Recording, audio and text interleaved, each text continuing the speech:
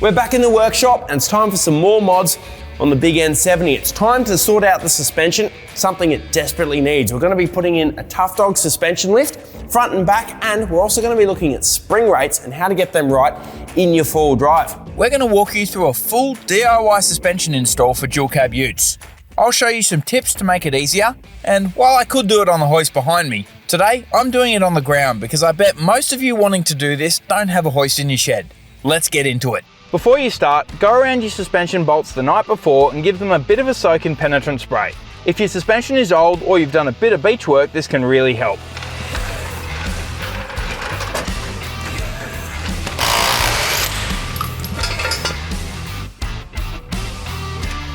So it's time to hook into the suspension. Now we're going to be replacing this spring and strut, and we're also going to be swapping out the factory upper control arm for a Tough Dog unit, and that'll really help with dialing in the wheel alignment and getting it mint once the suspension lift is in.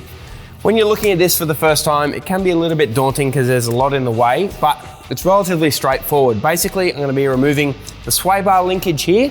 I'm going to split this ball joint and basically move this whole assembly out of the way so I can get at the strut. You don't need to disassemble everything, but a handy tip that I've learned after years of doing it the hard way is if there is something in the way of what you're trying to get at and it's relatively easy to remove, just remove it. Don't try and work your way around something to get at what you're actually trying to take out, because chances are it'll take longer, and then after a while of fiddling around, you'll end up just removing it anyway. So just hook in, do it once, do it right, and I'm gonna start with disassembling everything here that's in the way and that might stretch when I pull everything to the side, and we'll get that old strut out.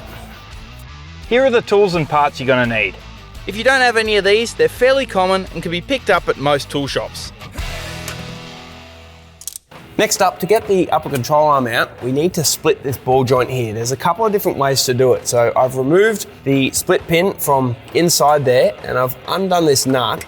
Now this is called a castle nut, and one of the ways you can undo this ball joint is by spinning him around so you don't damage the top bits there and putting it back on the thread so it's flush with the bottom, and then you can hit it and knock it out. That's one way. People like to hit the upper control arm as well if you're not reusing it, because you can go pretty ham on it.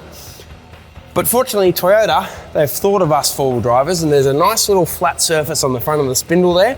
And I reckon if I give that a little love tap with this ball peen hammer, it should come off nicely. Look at that, that was easy. First things first, we need to remove the old upper control arms. Next up, the factory strut. Remove the bolt from the lower control arm to allow the strut to freely lower itself out of the strut mount. Having struts that are pre-assembled makes this job so much easier and faster. Slip it into the top mount, align the bottom and tighten the bolts. It's that easy. Now the strut's in, we can install the new upper control arm. Throw it all up into the assembly and you're done. Tough Dog make it easy by shipping pre-assembled struts. They come ready to go out of the box for a quick and easy install, so you don't have to worry about messing about with dangerous spring compressors or taking it to a workshop to get the spring fitted. Beauty. Okay, so we've got the front suspension in. That's the shocks and struts, the new Tough Dog upper control arms.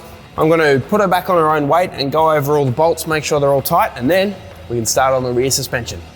When it comes to torquing your bolts to spec, it's always a smart idea to look at the vehicle manufacturer's torque specs. Tough Dog have their torque spec requirements for all their suspension componentry when you bolt it in. Next up, it's time to hook into the rear suspension. Now what I'm going to do here is this is your handbrake cable. I'm going to unbolt these. They have a little retainer bolt on the leaf spring pack here. Unbolt that, the shocks can come off, and there's a plate underneath that's held on with 4 bolts for these U-bolts, and then the diff can lower down below it. What I've done is you'll notice that the trolley jack is under the housing there. What that'll allow me to do is raise and lower the spring as required to help line up holes, and there's also a pin on the bottom of the leaf spring pack that will help locate it. That'll just help get everything nice and aligned. But it's relatively straightforward to do the rear suspension. Just again, make sure you set up your jack stand so it's nice and safe. And I like to do one side at a time because it just helps keep the diff in position while you're swapping the springs out.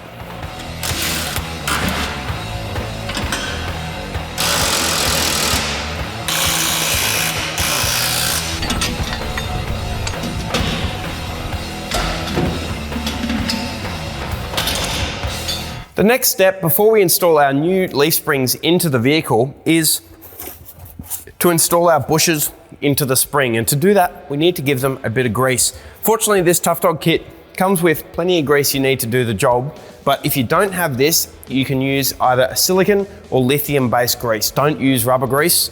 It's not good for the bushes. So when it comes to actually greasing the bush, there's a couple of ways to do it, and there is also a wrong way to do it. You need to apply grease to the outer face of the bush and on the inside where the pin will sit. Don't put grease on this outer edge of the bush. The reason for that is when you install it into the leaf spring, if there's grease on that, that bush is essentially going to turn inside the spring. If you grease it, eventually that grease is going to dry out. You want the pivot point to be where the pin is for the shackle. So that's why we put grease in there, so it can move a bit more free. But if this bush is turning in the spring, that can actually be one of the reasons why your suspension will start to squeak. It's really important you don't put grease on this outer area. Another reason for that is the pins we're installing are greasable, which means you can touch up the grease that goes inside for the pin and keep it nice and lubricated. But the only way to re-grease out here is to take the bush out and do it again. The problem is, if you apply grease to that outer face of the bush, when you flex off road, the bush is going to separate a little bit, and if you're in a dusty condition, a bit of dirt and grime and crud can get inside that bush and it'll work its way into the grease, and eventually that'll create a corrosive paste that'll just grind against the bush, wear it down, and also grind against the spring, wear down your bushes faster. In extreme cases, you can actually get scour marks inside the spring. So just to recap, you want grease on the outer face where the shackle plate will sit and move against the bush, and you want grease inside here where the pin will sit so it can turn nicely. We've just laid out a couple of different spring packs here because I want to talk about spring rates. You hear us harp on about getting the springs suited to the load you're carrying in a vehicle, but what does that actually mean? So we've got a couple of different leaf packs here and I'm going to show you. First up here, this is the factory leaf pack. These are your primary leaf springs and these are your secondary ones. This is what carries the load. As this spring compresses, you can see here there's a witness mark on the bottom. As the spring compresses, it'll touch this spring and that's what gives you the ability to carry a load.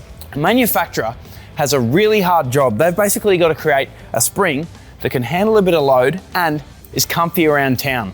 To do that, they're gonna have to compromise somewhere. That's why if you load up the back of a vehicle, it starts to get uncomfy because you'll touch these load leaves. Tough Dog doesn't have that problem because they can create more leaf packs to suit the weight you're carrying, which is why we've got a couple of different ones. So depending on what you do with the vehicle, you can change the leaf pack in the back to suit your load. So this first one here, this is a comfort pack. So basically, that's for someone who mainly uses their ute around town, doesn't carry a lot of weight in the back. That can definitely still handle the occasional bit of weight if you need to load it up, help a mate move house or something like that, but it's not designed to carry lots of weight all the time. It'll still handle definitely up to GVM of the vehicle, but that's more for your around town cruising.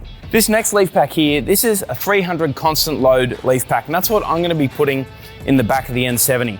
The secondary stage still got some nice load leaves in the back there, so I can carry a bit of weight. I do have a bit of weight there with fridge and camping gear, tools and storage and stuff like that, plus my 12-volt system.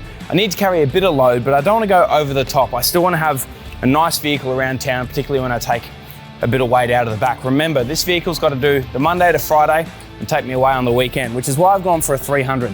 And as you can see, the leaf packs progressively step up depending on how much weight you're carrying. Right down the bottom, that's a 700 kilo constant. That's if you're carrying a lot of weight. Not many people would need to carry that much in the back of their Hilux, but it's good to know that you can match the spring rate depending on what you're carrying. That's one of the most important things when it comes to choosing your suspension, particularly in a dual cab ute. For now, it's time to chuck the 300s in the back, and I reckon they're gonna be absolutely perfect. But it's good to know that down the line, if I do add more weight in the back and it's not really suiting anymore, I can step up the leaf pack if I need to.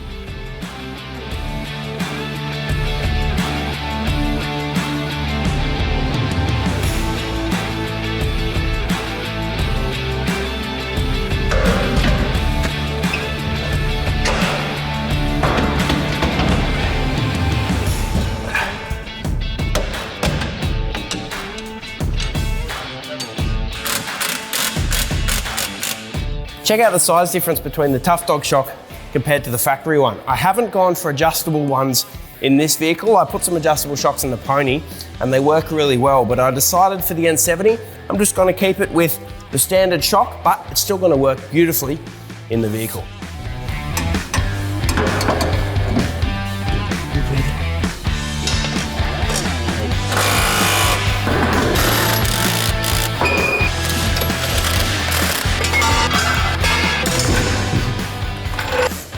All right, the rear suspension's all in and all nipped up. I've just got to torque everything to spec, but what I've just done here is adjusted the rear brake proportioning valve. This won't be on every single vehicle, particularly if your vehicle's more modern. It's more common on older vehicles, and the design might be a little bit different, but the principle remains the same. Basically, the proportioning valve sits up behind here on the chassis, and what it does is adjust brake bias to your rear brakes depending on the load you're carrying. So it does it that by this arm here, which basically tells it the height that the diff is sitting. And the way it works is, when the arm's sitting like this, when you compress the rear springs, say you put a load in the back, the springs are going to flatten out and the arm's going to move up, and that's telling the proportioning valve, oh, I'm carrying a load, I'll put more bias to the rear brakes to help to stop the vehicle.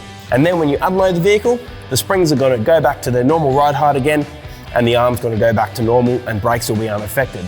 The problem is, when you lift the vehicle, you're going to increase the gap between basically the diff and the chassis, and that's going to make the arm do that, which is essentially going to tell the brake proportioning valve, oh, I don't have any load on the back, and you won't get very good braking performance from your rear brakes. To fix it, all we need to do is bring the arm back up relative to the height that you lift the vehicle. So I've lifted the vehicle around 50 millimeters, so I'm going to bring the arm 50 millimeters up. Fortunately, Toyota's got some smart engineers and they've left a little bit of threaded rod there for me to just adjust the proportioning valve up, and that's all good. On my older vehicles like the Pony, for example, I just made a little bracket that was relative to the height I'd increased the vehicle and moved it up, and that'll basically just ensure that I'm getting good performance out of my rear brake. So if your vehicle does have a rear proportioning valve and you skip this step and put all your suspension in and then your brakes aren't very good, more than likely that it'll be your rear proportioning valve isn't biasing the brakes properly. Every manufacturer is different, so make sure you torque all your suspension bolts to the correct specification from the vehicle manufacturer. Cool. Oh, how good is that looking? Just bringing the vehicle up a little bit and getting the spring rates right makes a huge difference. There's two more things I've got to do though. Firstly, I need to get a proper wheel alignment, and secondly, I've got to go over everything I touched with a torque wrench after about 500 Ks and make sure it's all good to go. Then I'm going to chuck some bigger tyres on it, some bar work, and then probably look at some lockers and get her back out in the bush. I can't wait. So if you're liking the N70 progress so far, make sure you keep an eye on our channel. Other than that, thanks for watching and catch you next time.